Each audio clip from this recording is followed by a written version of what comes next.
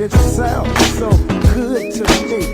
You gotta get on up. Hey, hey, hey. You gotta get on up now. Say it again, Jonas. It is your favorite host and CEO, Shiketa Days. I am back with another Wednesday night talk, guys. And we are talking about domestic violence today. And I want to talk about that final visit. I know that many people go through domestic violence silently because they're afraid to get out of situations. They are afraid of the person that they're with. Or they just simply feel like, life it wouldn't be the same without this person. But if this person is doing harm to you, then you have to do what you have to do to get out of that situation. And me being a previous victim of domestic violence in my past, I know how that can turn ugly, how that can turn deadly. So for those of you women out there, you're going through domestic violence and you just don't know if you want to get out of this thing, because you want to get out safely as well. So you don't just want to flat out get up and go, let this person know that you're leaving, because that could be a signal for you to lose your life as well. So you got to be smooth with these things when you're trying to go to the next level of your life and you're trying to get out of this turmoil, this big turmoil of darkness that you've been going through over the years. And a lot of times, you get tricked. So once you've gotten out of that situation, being that you may have a child incoming, they may try to use this child against you. That's why fortunately for me, it was a great situation, because there was no strings attached, there was no children involved, there was nothing involved. So my exit was clear, basically, but I had to maneuver in a way that I was able to exit without getting hurt. So when you're exiting a relationship, you have to make it seem like it's a normal day. It's a regular day. You're getting up, you're going to work, or you might be going to your friend's house, or you might be going to a family member house. You may be going to your sister's house, and just act like it's a normal day. Oh, I'm going to see my sister, but this is the day that you're going to get out of there. So once you've gotten out of that house, or you've gotten out of that apartment or whatever, then you make your execution move. That's when you call the police. You go back to the residence and you get your stuff. Get your stuff out of there. It may be where he may have hurt you or hit you that day too. He may get arrested that day. So that gives you enough time while he's incarcerated for you to make your exit move, which means that you're going to have to get all your stuff. You're going to have to move out of the apartment, because you can't stay in the same place. You're going to have to make a new move, basically. That's going to be your exit. Once you do that, then you got to go get you a restraining order. Get you a restraining order, get a stay away order, and you have to build these cases on them, make them see that it is a threat to your life and a threat to your family. So once you build this and you get out of there, you're at your new place. This is where the trick comes in, where that person may say, hey, let me see you for the last time. Let me come see you for the last time. That can be the final time.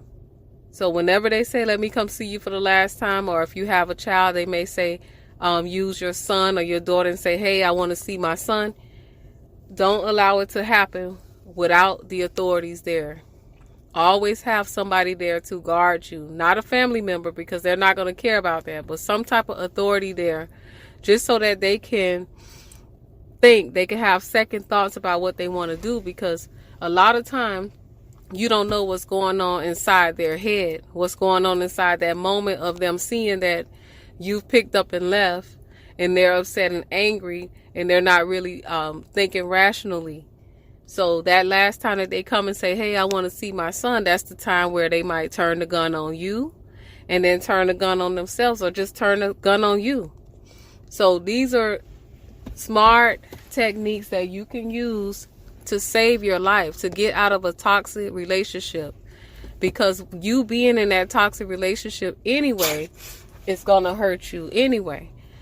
It's going to hurt your mental. It's going to hurt your health, and it's going to hurt your family and your kids because you keep going through this toxic situation. And eventually what happens in toxic situations is there's a dead end for someone. You understand what I'm saying? There's a dead end for someone, even though it may not be you. You may be getting to that breaking point where you're tired, and then you just pick up and you make a mistake and you do something to hurt him, and then you just messed up your whole life. You understand? Now your kids, you got to be incarcerated because you went to this turning point in your life where you could have just got out of it. So there is ways to get out, but your exit has to be smooth. Your exit has to be smart. You got to be thinking like, you can't think because you knew this person for this amount of time that this person may not hurt you. You just can't think of them doing this to you because at once upon a time they loved you, right? So we got to think like, okay, yeah, once upon a time they loved me, but there's a time where they hated me too as well. And when that hate get real strong, then you don't know what that person is going to do.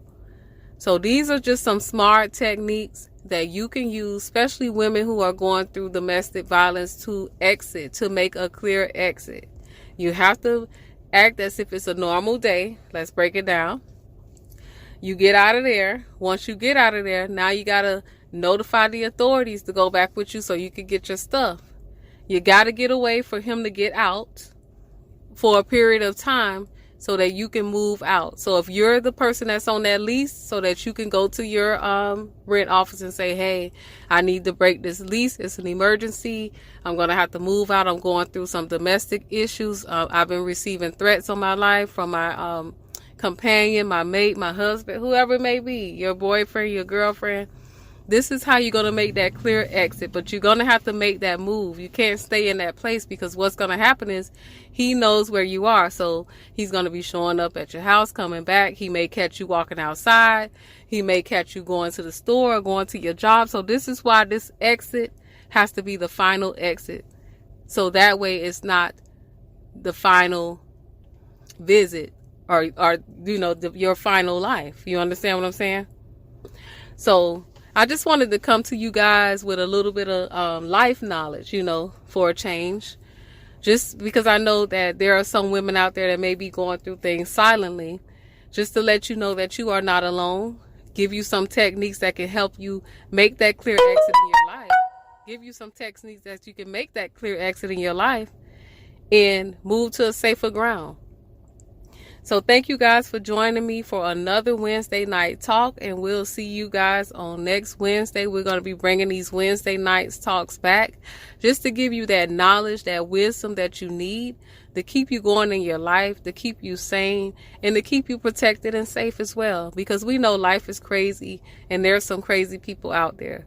So we'll see you guys next time, and we'll see you at the Boss Up Visual Conference. Stay bossed up.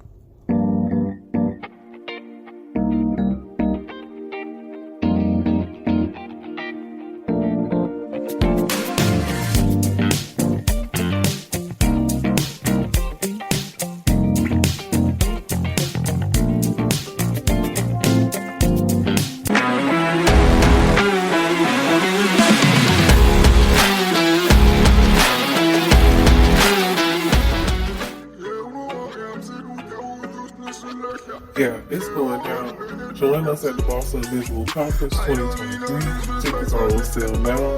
Be there or be square.